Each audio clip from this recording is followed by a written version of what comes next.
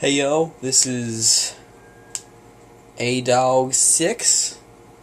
I am a super, just huge, hardcore WWE fan. I've been watching it ever since about 2006, I'd say is when I started watching it. And then as I got older, I started wanting to learn more about WWE. I kept looking back, and now I think of myself as having a pretty great knowledge of the WWE.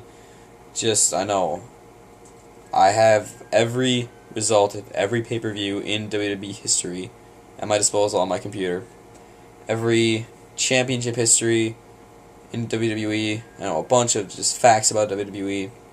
And what I'm hoping to do is make a series of reviews on WWE pay-per-views. As many as I can find.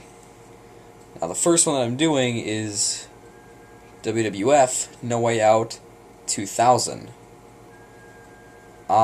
Still during the Attitude Era, however, no Stone Cold Steve Austin. I forget where he was in 2000. I'm honestly not sure. I'm looking up right now when he returned. If anyone else has it, they can comment on it if you want. Comment to me when Stone Cold returned. Oh, found it. No Mercy 2000 is when Austin returned. So he was still out at No Way Out. That did not hinder the pay-per-view one bit. Still a bunch of good matches on here. And we kicked off the show with the European Champion Kurt Angle challenging the Intercontinental Champion Chris Jericho for the Intercontinental Championship. Kurt Angle started off before the matchup. Pretty good promo, talking to the Connecticut fans about how he's going to become the first Inter-Euro champion, as he put it. And Chris Jericho came out, did his Jericho stuff back when he was a face, and he was on fire with his mic work and his promos. So then they started out, had a good match, I'd say. I gave it 3 out of 5. How I rate my matches out of 5 stars. I gave it a 3 out of 5. Some really good stuff to this matchup. Some stuff I just didn't flow right. Maybe they kind of messed up on some of the moves, and some stuff didn't mesh well together. And also because I didn't really care for the ending too much when I think someone ran into China. I think it was like someone ran the ref into China, and then Jericho somehow got angled down. The Intercontinental belt was in the ring. Someone ran into China, so the ref was down. So Angle had the belt in the ring, he was down. Jericho went for the lion salt. He's just coming down onto Angle. Angle got the belt up, hit Jericho in the face, and got the cover for the win. And Earl Hebner came down, and him and the ref were just yelling at each other, and that was a setup for another match later in the night. But up next, he had the Dudley Boys challenging X-Pac and what the hell, Road Dogg and Billy Gunn, the New Age Outlaws. Sorry, for the WWF Tag Team Championships. I'm not a fan of either of these teams. Come to say it, well, I shouldn't say that. I'm not a fan of the Dudleys myself, and I'm just not a fan of the Road Dogg in general. The man can't wrestle worth shit. I'm sorry. And most of this match just was the Dudleys beating down on the Road Dogg. This was actually a kind of a short match. Wasn't that great. Give it a 2 out of 5. There were a couple good things, but it wasn't that great. The Dudley Boys won over. Became the new WWF Tag Team Champions. I don't know if I didn't mention it before. Kurt Angle won. Became the new Intercontinental Champion. On this match, stuff spilled to the outside, I guess. Bubba Ray Dudley kind of hit Billy Gunn in the shoulder with a lead pipe, while Devon and the Road Dogg were going at it in the ring. Then Bubba Ray got back in. They had 3D, won the WWF Tag Team Championships. Not that great of a match. Next, you had Mark Henry and Viscera. I give it a negative star. This just absolutely sucked. It was short. It was a big man match. The storyline sucked with Mae Young being pregnant with Mark Henry. Just, oh my god, just spare me. It sucked. And what even made it worse was that during the match, they had like some technical difficulties. I was watching it, and half of the match was even blacked out to people who were watching it on TV. Just added to the just absolute suck of this match. Negative star. Just don't even bother with this one. Then next up, you had the Hardy Boys with Terry, who was returning after an attack by the Dudleys, taking on Edge and Christian. The winner of this matchup becoming the number one contenders to the WWF Tag Team Championships. Earlier on in the night on Heat, I guess Terry enlisted the services of the APA to make sure that the Dudleys would leave her alone tonight. So they were out there at ringside for this matchup. But exactly what you would expect from these two teams. An absolutely amazing matchup. I'm giving it a 4 out of 5 for one reason. Because, again, I didn't care for the ending.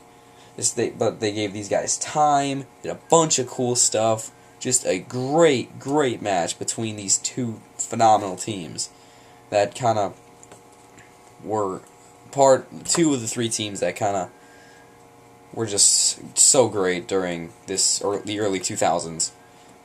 And Edge and Christian did win over because, I guess, Jeff Hardy was going to the top rope, probably going for a swanton, and Terry just went up in the apron and shoved him off. Then she slapped Matt hard. She slapped Matt. Then Christian took advantage of the unprettier, and Edge and Christian got the win. Edge and Christian didn't know what the hell was going on. It was just Terry doing stuff. Then after the match, the APA attacked the Hardy Boys because Matt Hardy grabbed Terry, he was gonna attack her, but then the APA came in, and attacked them. Kind of a scary moment. Scary moment. Farouk did sort of a Bobby Lashley Dominator on Jeff Hardy, except Hardy crunched up on his neck. Didn't look too great. I was kind of scared for Jeff Hardy there. But great match. Definitely look this one up. Next match, Big Boss Man and Taz. Negative star. Absolutely sucked.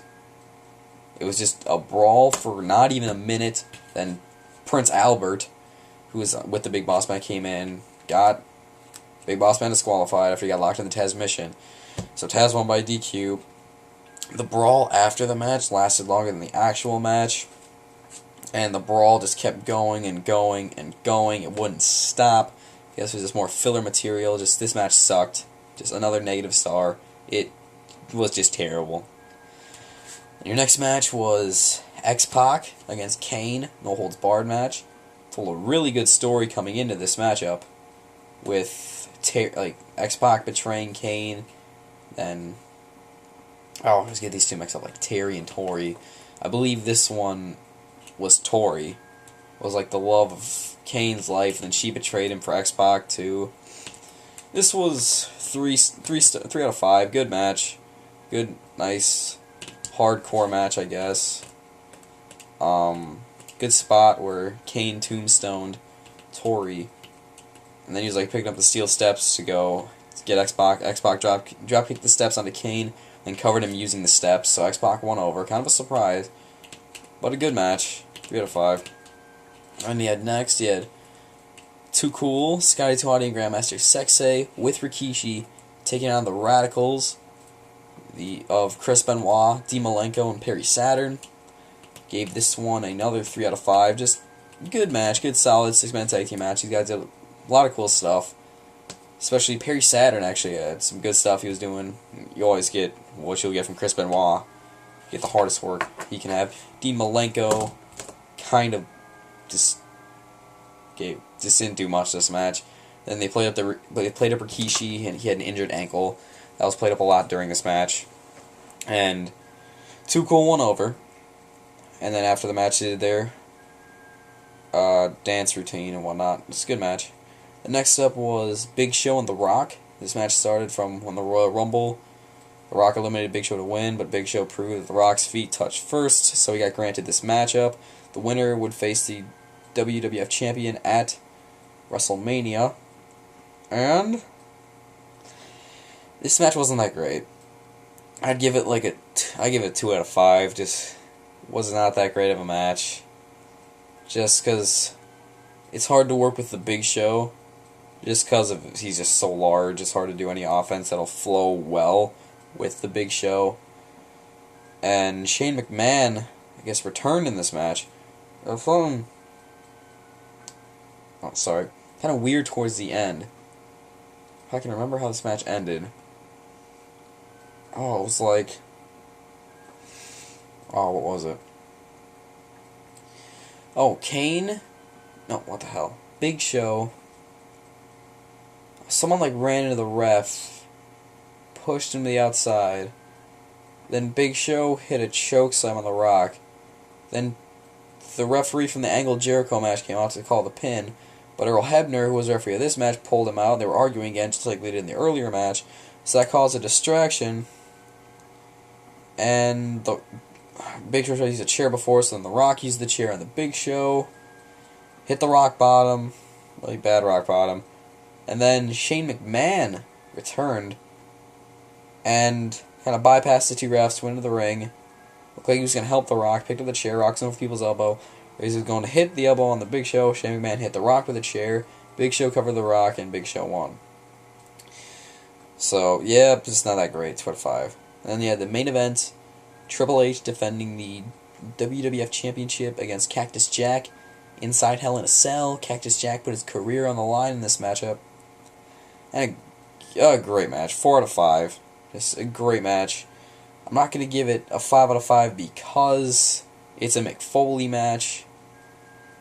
So you're not going to see a lot of pretty offense in this one. But just for what it was, this is a really great match between Foley and Triple H. And of course, because it's Mick Foley, because it's Hell in a Cell, you had to have Foley falling off the cell through an announce table. He was like hanging on the edge of the cell, and Triple H like kicked his hands off and he fell through the announce table. And then they were fighting for a bit on the top of the cell, which I thought was really cool. Then Foley brought up like a barbed wire 2x4. He lit it on fire and hit Triple H with it. He was going again, but Triple H backdropped him through the cell ceiling. The ceiling broke, Foley fell to the floor. Great spot. Then Triple H did the pedigree. And the game retained the WWF title, and Mick Foley's career ended, or so we thought. Overall, for this pay-per-view, I'm giving it about a 7. I'll give it a 7.5 out of 10.